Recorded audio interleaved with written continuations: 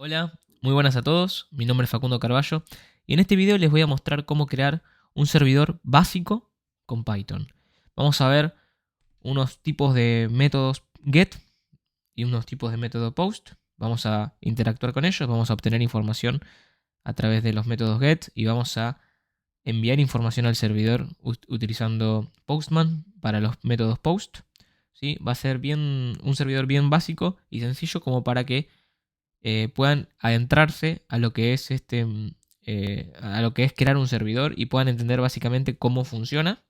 Y después, al final del video, les voy a dejar un ejemplo de un servidor que yo creé con Python y también con Flask, que es la librería que utilizamos para crear este servidor, para la aplicación que había subido en mi anterior video, que voy a dejar una tarjetita por acá.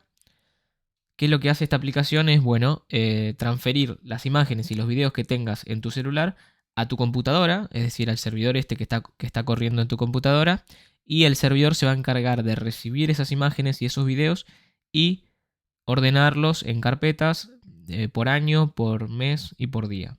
¿Sí? Te ordena todas las fotos y todos los videos que tenías en tu celular, te los manda a la computadora como para que puedas hacer un backup. Es la idea de la aplicación. Al final del video muestro cómo bueno, yo implementé ese servidor, el servidor mismo de la aplicación.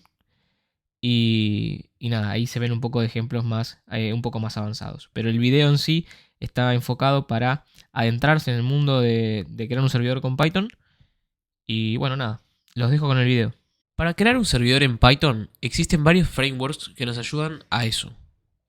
Como por ejemplo Flask, Django, Fast API, Pyramid, Tornado, CherryPy, entre otros. En este caso, yo utilicé Flask. Para utilizar esta herramienta, primero debemos instalarla. Para instalar Flask, primero creo una carpeta para almacenar todos los archivos del proyecto dentro de esta.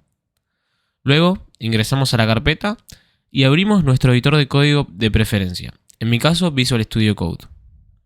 Una vez dentro, abrimos la terminal y ejecutamos el comando para instalar Flask. Ahora ya podemos empezar a desarrollar nuestro servidor. Primero, obviamente, tenemos que crear un archivo. Luego, dentro de este archivo, tenemos que importar Flask de esta forma. Una vez importado el módulo de Flask, podemos empezar a crear nuestros propios endpoints del servidor. Un endpoint es una URL que permite a los clientes interactuar con el servidor. Cada endpoint suele representar una función o recurso específico de la aplicación y se identifica mediante una URL única. Pueden existir endpoints para todo. Se busca diferenciarlos. Por ejemplo, /users y el servidor te va a devolver un listado de usuarios. /task, el servidor te devolverá un listado de tareas. /post task, por ejemplo, acá el cliente enviará información al servidor sobre una nueva tarea y el servidor tendrá que obtener esa información, procesarla y crear esa nueva tarea. Por ejemplo, en la mayoría de los casos, en una post se realiza una escritura en la base de datos con la información que el cliente está mandando. ¿Sí? Y lo mismo para user. Por ejemplo, un post user, el cliente tiene que enviar información de este nuevo usuario al servidor. El servidor la tiene que procesar esa información y seguramente escribir una estructura, digamos, de usuario en la base de datos para que ya quede registrado. Y cuando de vuelta en un futuro el mismo cliente pida la petición en /users, el servidor le devuelva el listado de usuarios con este nuevo usuario que ya hayan ingresado. Para crear ahora un endpoint con Flask es muy fácil. Primero que nada, tenemos que crear una variable, ¿sí?, que tenga la instancia de Flask. En este caso yo creé la variable app y bueno, la igualé a Flask y le pasé un parámetro para construir el objeto Flask, que es el nombre. Literalmente es el nombre de la aplicación. Le puedes pasar cualquier cosa. No hace falta que sea siempre Python Server, ¿sí? Una vez ya tengamos la instancia de Flask en nuestro programa, Ahora podemos ya crear el endpoint, ¿sí? Y para eso siempre, para crear un endpoint con Flask, hay que seguir siempre una misma estructura, que es la que están viendo en pantalla. Se pone @app.route y se le pasa como primer parámetro la URL del endpoint. Es decir, por ejemplo, en este caso, /users, ¿sí? Por ejemplo. Y luego se le pasa el tipo de método al cual queremos que esté relacionado a este endpoint. Por ejemplo, puede ser un método post o un método get. Los métodos get obtienen información, el servidor les tiene que devolver información, mientras que en un método post el cliente envía información a través del request y el servidor la tiene que procesar. Esto seguido siempre de una función que se declara justamente debajo del @app.route. Esa función será la que se ejecute cada vez que el cliente se conecte con este endpoint. Para fines prácticos, creé dos endpoints muy sencillos de tipo get, uno con /hello y el otro /by, ¿sí? Y sus funciones asociadas a cada endpoint simplemente devuelven un string, una cadena de texto. En el caso de hello, devuelve hello world. Y el caso de bye, devuelve bye bye. ¿Sí? Así que ahora, cuando ingresemos con un navegador a esa URL, tendríamos que ver reflejado en pantalla esos mensajes cuando accedemos a esas URLs. Para poder ejecutar y ver que esté funcionando correctamente el servidor, debemos agregar esta línea de código. Acá le estamos indicando que escuche en localhost en el puerto 3690. Podemos también modificar el host agregando el parámetro host, pero para este caso vamos a dejarlo en localhost. Ahora corremos el servidor utilizando el comando de Python. Bueno, acá en este caso me está dando un error y el error es que tengo dos funciones con el mismo nombre, entonces no se puede. Y bueno, eso me pasa por copiar y pegar. Así que bueno, modificamos eso y corremos de vuelta. Y ahora sí, nuestro servidor va a estar escuchando en el localhost 3690. Si accedemos de un navegador a la URL hello, vemos que se refleja el mensaje hello world. Lo mismo para el endpoint bye, ¿sí? Vemos reflejado el mensaje bye bye. Y si por ejemplo ahora cambiamos algo del mensaje, por ejemplo del endpoint hello, vamos a tener que tirar el servidor, ¿sí? Y volver a crearlo para que ahora responda de otra forma. Y vemos que también si buscamos en el navegador ese endpoint, vamos a ver el mensaje modificado, ¿sí? Porque el servidor ahora responde hello world from hello, por ejemplo. Por otro lado, existen las peticiones post. Estas peticiones contienen información que se envía desde el cliente, por lo que el servidor tiene que ser capaz de leer esa información que el cliente envía. Para eso es importante importar el módulo request de Flask. Ahora, al igual que hicimos antes, creamos un endpoint. Esta vez, en vez de pasarle el tipo get, le vamos a pasar el tipo post. Para leer la información que recibimos desde la petición del cliente, tenemos que saber cómo la va a enviar el cliente, ¿sí? Imaginemos un JSON donde se asocia una clave y un valor, ¿sí? El cliente va a enviar de esa forma la información, o nosotros como servidor queremos que el cliente la envíe de esa forma. Entonces tenemos que imaginarnos ese esquema de JSON, como están viendo en pantalla, donde se asocia una clave y un valor, ¿sí? Por cada clave se asocia un valor. En este caso, por ejemplo, queremos crear un usuario, ¿no? Entonces le pasamos un nombre de usuario y una contraseña. Ese es nuestro objeto JSON, ¿sí? Tiene una clave username que va a estar asociada a un valor, ¿sí? Que el cliente mandará. Lo mismo para la contraseña, va a tener una clave password que va a estar asociada a un valor. ¿sí? Que el cliente va a mandar. No sabemos cuáles, pero sabemos que va a estar formado en esa estructura. Entonces, conociendo eso, nosotros desde el servidor podemos generar esta función, como se ve en pantalla, donde a través del módulo request que importamos desde Flask, nosotros obtenemos el JSON.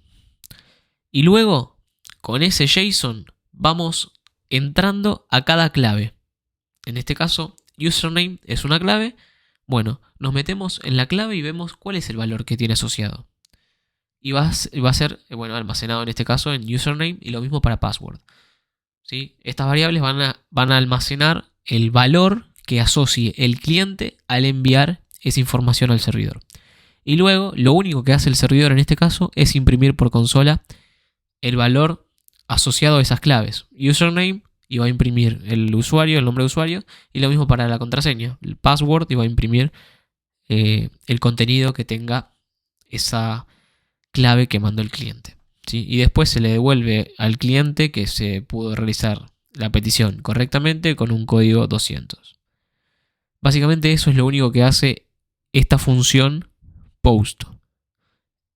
En realidad, cuando se trabaja con aplicaciones reales, en una petición post, el cliente envía esa información, al igual que la está enviando ahora, y el servidor no la imprime por pantalla. El servidor lo que hace normalmente es crear un usuario en la base de datos, por ejemplo, en este caso. En vez de imprimirlo solamente por pantalla, se encarga de hacer otras cosas. Pero bueno, para un ejemplo básico se entiende. Para probar esto y que esté funcionando bien, tenemos dos opciones. O creamos una aplicación cliente que se conecte con este servidor, por ejemplo una aplicación web, o simplemente utilizamos una herramienta como Postman que te permite realizar peticiones HTTP a cualquier servidor. ¿Sí? En este caso también hasta lo podemos redireccionar hacia el localhost 3690, como es el caso de este servidor. En mi caso, yo voy a estar utilizando Postman desde mi Visual Studio Code, porque me descargué la extensión y inicié sesión con mi cuenta en Visual Studio Code. Ustedes pueden hacer lo mismo, o si quieren pueden utilizar la aplicación web, que funciona exactamente igual. Para crear una petición post usando Postman, nos vamos en este caso a la extensión correspondiente y le damos al botón donde dice New HTTP Request. Ahí vamos a ver la interfaz gráfica como la que ven en pantalla y vemos que por defecto nos dice que el método que va a ejecutar es el get. Bueno, nosotros lo cambiamos porque queremos ejecutar un método post. Seleccionamos el método post y escribimos donde dice ingresar la URL. Bueno, ahí escribimos la URL de nuestro servidor. ¿Dónde está alojado? Bueno, en este caso, el servidor que construimos con Python está alojado en localhost 3690. Entonces, vamos a redireccionarlo ahí. Y también tenemos que agregarle el endpoint. En este caso va a ser /post/user. Una vez tenemos eso listo, nos dirigimos a la sección de body. Seleccionamos el tipo de body que queremos enviar, como de tipo raw. Y después, donde dice text, en mi caso dice text, yo lo tengo que seleccionar y elegir JSON. ¿Sí? Porque queremos enviar el body en tipo JSON. Y ahí creamos el objeto del que estábamos hablando antes, asociando una clave y un valor. En este caso tenemos un username y una password como claves, y como valor le podemos enviar cualquier cosa. En este caso yo le estoy enviando Facundo como username y una password pass12345. Una vez tengamos el objeto listo, tocamos el botón send y enviamos la petición. Vamos a ver que el servidor que está corriendo nos imprime los valores que enviamos y además en Postman se ve reflejado que recibimos la respuesta del servidor que decía que la petición post se hizo correctamente con código 200. Bueno, y ahora sí voy a mostrar un poco cómo funciona el servidor de la aplicación que hace el backup de fotos. Y nada, van a ver un poco cómo funciona por dentro, ¿sí? Así que ahora sí, para los curiosos, les dejo esta partecita que muestra cómo funciona ese servidor. Si observamos más en detalle qué hace el servidor cada vez que un cliente intenta conectarse con el servidor, vemos que primero en ambas funciones se crea un objeto mensaje pasándole como dato el request obtenido. Cuando se crea el objeto mensaje, se obtienen los datos correspondientes del body enviado por el cliente en el formato que el servidor espera. Esto es muy importante porque si el cliente por alguna razón envía los datos con una clave valor distinta a la que espera el servidor no lo va a entender y no lo va a poder procesar de la forma que el cliente espera. Entonces por eso siempre se recomienda documentar bien todo para que no haya malentendidos y se puedan realizar las cosas como se desean. Una vez que se obtiene el mensaje con la estructura definida, se llama la función checkFolder, que básicamente se encarga de fijarse si existe la carpeta raíz donde se van a almacenar las imágenes o videos. Si existe, no hace nada.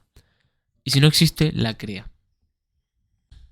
Ya después se llama la función SaveData, que básicamente guardará el mensaje enviado por el cliente en el lugar que corresponda. Esta función se la puede considerar recursiva, ya que se llama a sí misma, hasta que se sabe que existen las carpetas correspondientes del año, mes y día de la foto o video a guardar. Y listo.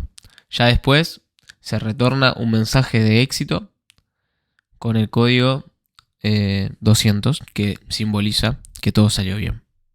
Y bueno, eso es todo por hoy. Si les gustó el video, no olviden dejar su me gusta, suscribirse al canal, que me ayuda mucho a seguir creciendo en YouTube. Y nada, nos vemos en el próximo video.